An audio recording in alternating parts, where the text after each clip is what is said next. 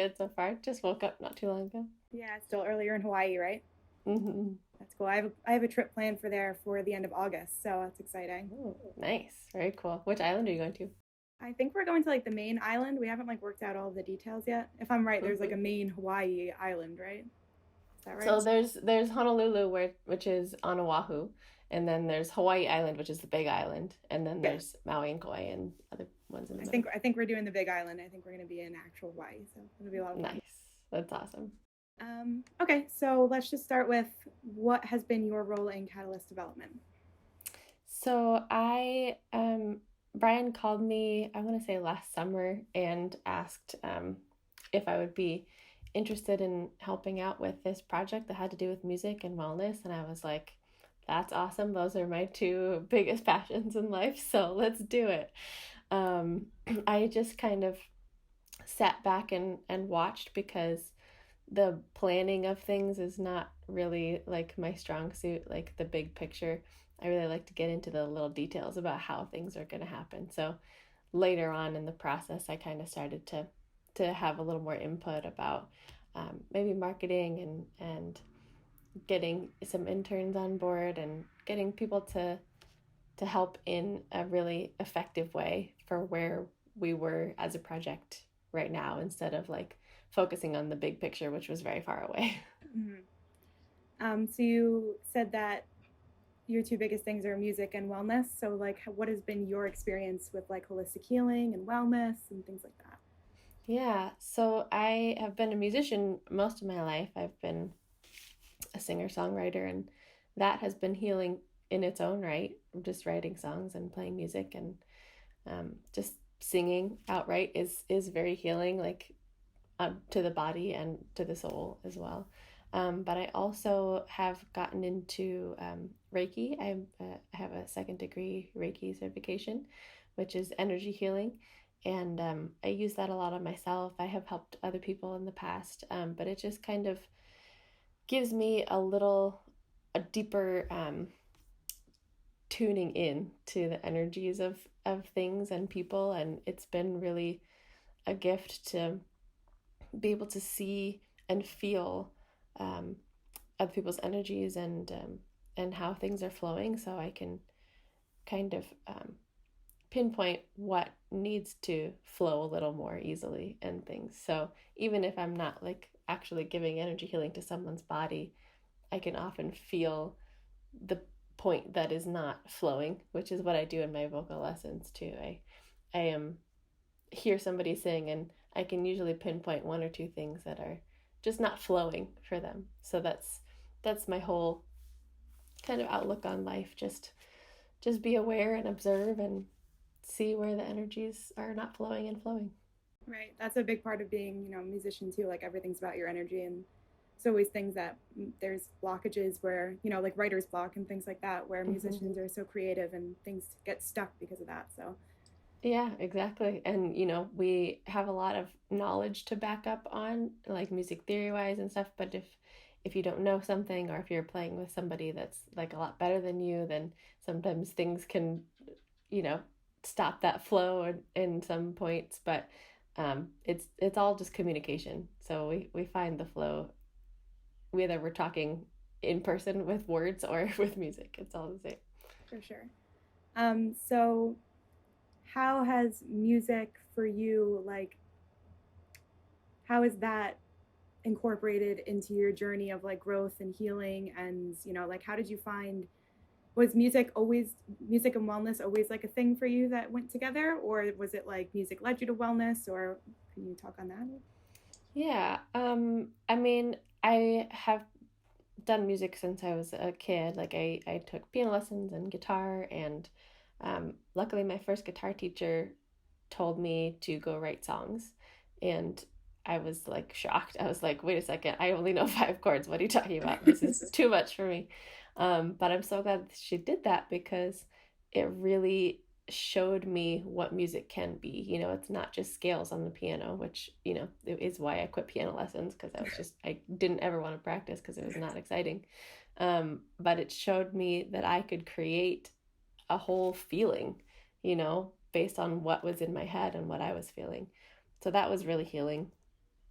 And then it wasn't until a lot later when I was having like a lot of health issues that I kind of really got into the holistic health world. I did a lot of nutrition research. I went vegan at one point, just for my own health and also for ethical reasons. And then I had a lot of digestive issues. So I was doing a lot of thinking about the food I was putting in my body. And so that really led me to a lot of other holistic practices like acupuncture, which I'm super in love with, and massage and just and yoga, just taking care of my body in a better way than I did when I was in my 20s and in college and just not doing anything, you know. Right. Like my body started to tell me like, okay, this is important. Like I'm very grateful that my body told me like before I had a lot of really deeper problems, you know, Right. so that I could prevent it by learning to do yoga. And I became a yoga teacher and Reiki certified. So it has really opened my eyes to this whole other world that I never would have experienced otherwise. So I'm grateful that I had a couple health issues because it really taught me a lot about how to treat my body and how to help other people treat their bodies. Right. So, has your like position as a musician given you any health issues that you feel like wellness has helped you on, or is it more like general life?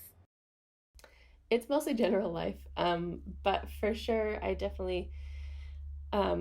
tend to sit a lot in my life right now because like I'm either on the computer doing something, promoting my music and or writing music, or um, I don't do a lot of live shows, but I'm wanting to do that more often. And I've definitely started to notice like my wrist is starting to need a little extra love. Like when I'm playing the guitar all day, like spending time with my wrist bent is not the best for your wrist, turns out.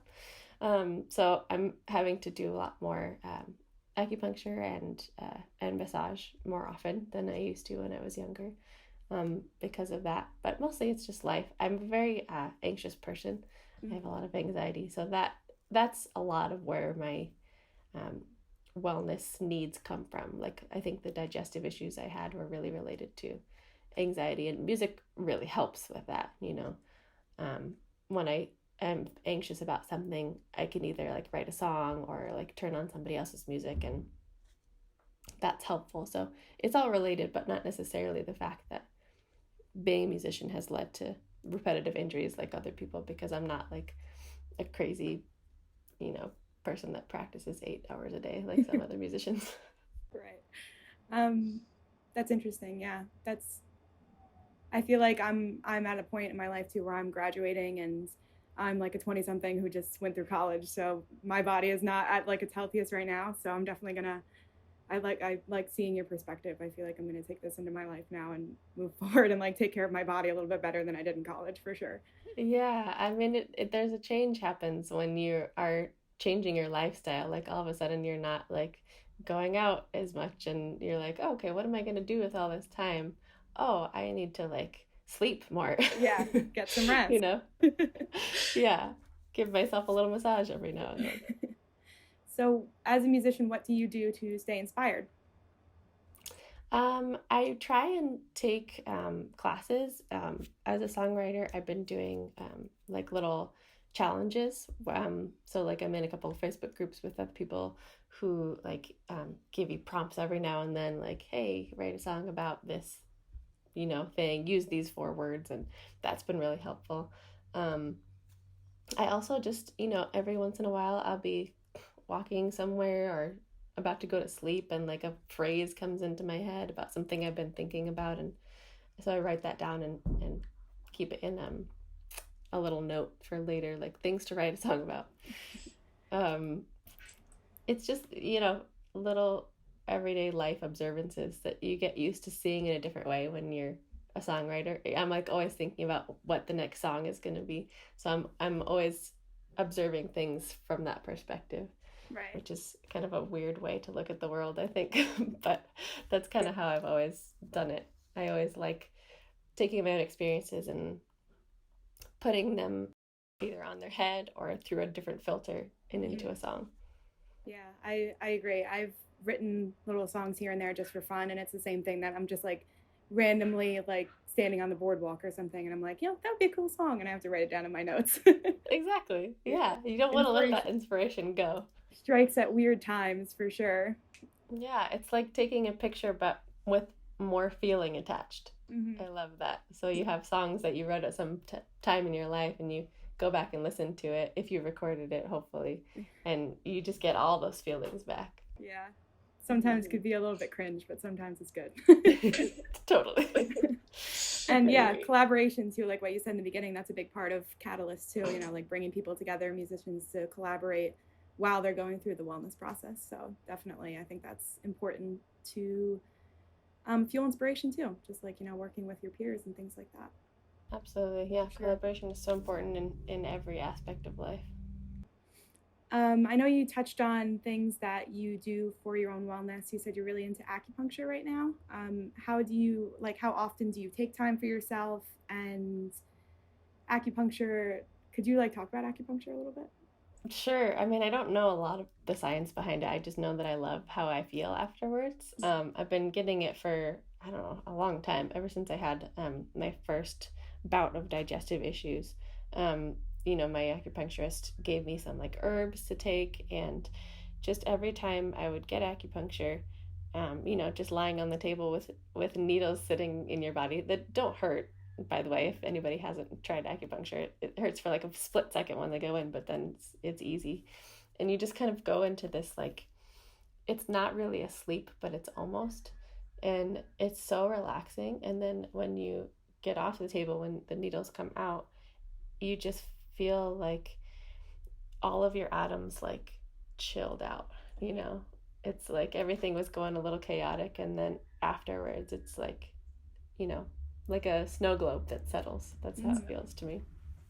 And it's just, there's so many different things that you can pinpoint, literally, in acupuncture that it's whatever I'm feeling, like whether it's digestive things or, I have like a shoulder pain or whether I have a lot of anxiety, like there's things that my acupuncturist can do to help those things, and also they're probably all connected.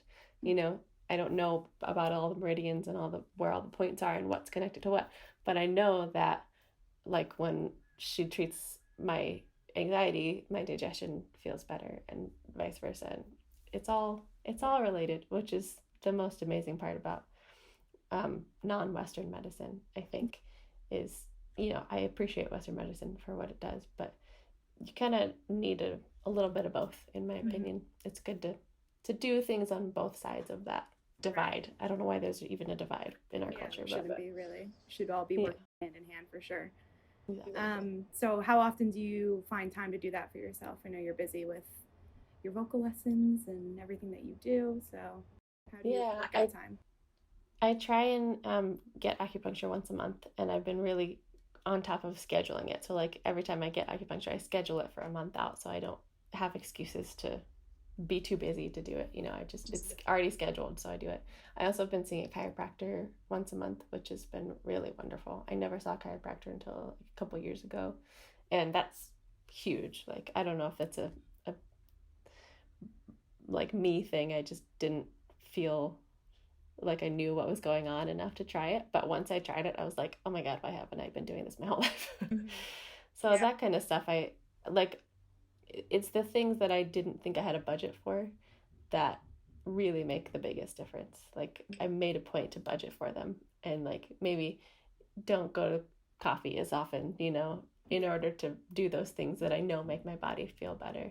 I try and do a little yoga a couple times a week too, and go for walks, and that's really important. And I know I don't do it enough, but my goal, I think, this summer is going to be go for more light exercises instead of like, I found that when I have gotten older, like the heavy exercise like takes a lot more out of me than Mm-hmm. not exercising. So trying to find the happy medium is really Yeah. important. It's really important to like think about like investing in yourself. Like you would think that like some people think that it's just like frivolous and it's like well, I don't need that extra expense, but it works out better in the long run for you, for your own personal health and everything. So, Absolutely, yeah. And that's always been super important to me, especially being so sensitive to energies. Like when I'm out in the world, like if I go for a night, a dinner with my friends, like that's a lot of stimulus for me. And I need more self-care time to like not recover because it's just dinner, but like, just to balance it out, yeah, for like, sure. Yeah. and if you're a person that goes out to bars and stuff, I'm sure it's that heightened energy. You got to balance it out Yeah. somehow. Gotta So have some that's how chill I see it. moments. Yeah. For sure. Um, so moving back to like Catalyst, would you be willing to like do any of the classes or workshops? You could do them remotely, and if so, like what are you thinking that you would want to do for Catalyst? Yeah, I would love to do that. I love teaching like beginner vocal technique and stuff. Like um, that is super healing in its own, just learning how to use your voice in a more healthy way. Um, and then I could do a little bit of like distance Reiki maybe combined with that, but I think the vocal stuff is the most important to me, especially for most professional musicians actually. Like if they've never had vocal lessons, it's so helpful to even just have a vocal teacher like hear your voice one time and give you a little tweak here and there, Mm-hmm. things that could make it feel easier, because that's what we want. We want everything to feel easier and to not be so harsh on our voice as much. A lot of musicians like they just go out on stage and they like give it everything, Right. but not knowing how to do it without straining or without irritating. Right. So that's a huge thing that I love to spread. Yeah, and definitely I feel like vocal classes, even like on a more beginner novice level with people who maybe aren't like professional musicians yet, where like, like I like people who like sing in the shower or like Yeah. sing in the car, like it's good to know, even if just voice lessons, like everybody has a voice. So I think that's really cool. I would love to take a voice class, so maybe I'll be in one of Yeah. yours one day. That would be awesome. Yeah, I think everybody, I get so many people that like I tell them I'm a vocal coach and they're like, "Oh, I can't sing." I'm like, "Okay, I don't believe you."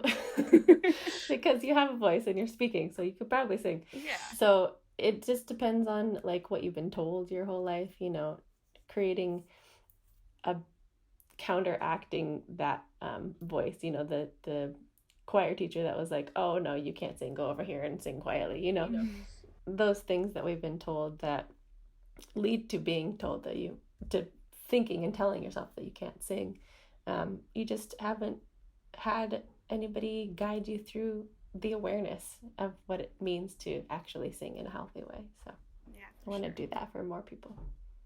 Okay, perfect. Do you have any last thoughts about Catalyst? Anything you want to say or anything to wrap up?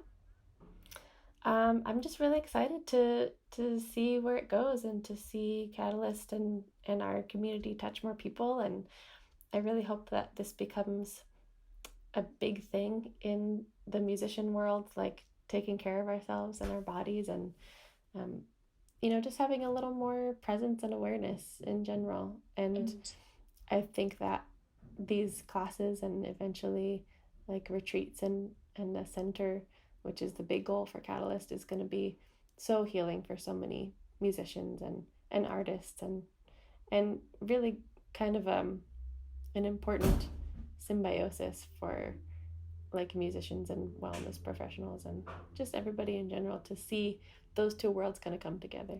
Yeah, for sure. It's long overdue, I think, definitely for musicians. I think so too. Yeah, I mean, like the stereotype is like the starving artist who just like, playing at bars and drinking every night. Like Right.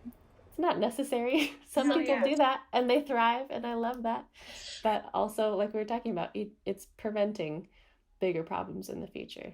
Mm-hmm. Treating your body well, because that's your vessel in the world. It's your what you're playing your music through. Like you need it to survive and thrive. So Yeah, for sure. Sure.